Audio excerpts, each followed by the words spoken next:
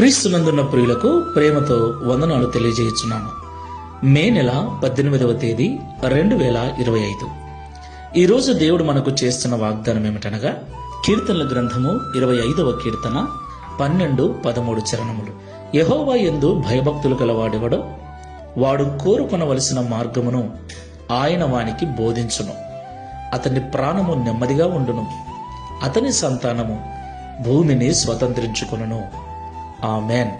నా ప్రియమైన సహోదరి సహోదరులారా, ఈ లోకంలో జీవిస్తున్న మనమందరము కూడా నెమ్మదిగా, సంతోషముగా, సుఖంగా జీవించాలని కోరుకుంటూ ఉంటాం. అందుకొరకు అనేక రకాల ప్రయత్నాలు చేస్తూ ఉంటాం, అనేక మార్గాల గుండా ప్రయాణం చేస్తూ ఉంటాం.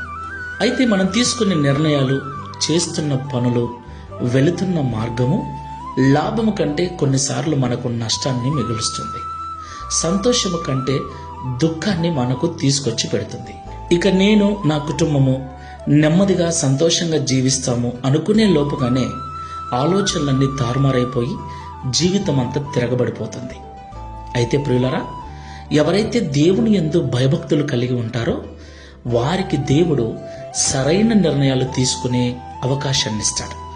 సరైన మార్గములో వారిని నడిపిస్తాడు.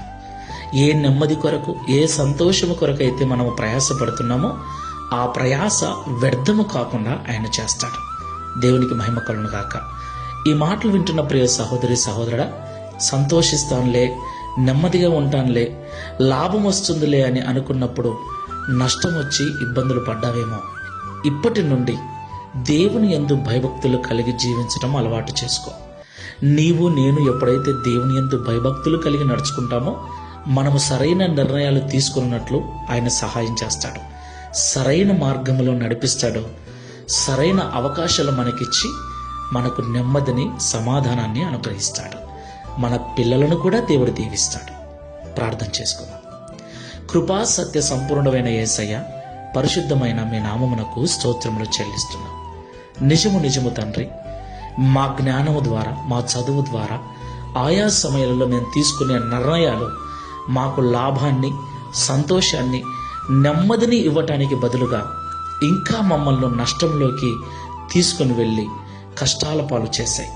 చాలాసార్లు ఇట్టి పరిస్థితుల్లో కృంగిపోయి ఉన్నాం. అయితే ఎవరైతే నీ యందు భయభక్తులు కలిగి నడుచుకుంటారో వారికి సరైన నిర్ణయాలు తీసుకునే కృపనిస్తారని, సరైన మార్గంలో వారిని నడిపిస్తారని, వారికి నెమ్మదిని అనుగ్రహిస్తారని, వారి పిల్లలను కూడా మీరు ఆశీర్వదిస్తారని ఈ ఉదయకాలం మాతో మీరు మాట్లాడినందుకు స్తోత్రాలు. ఇంతవరకు మా సొంత జ్ఞానముతో, సొంత చదువుతో, సొంత తెలివితేటలతో నిర్ణయాలు తీసుకొని మోసపోయామయ్యా.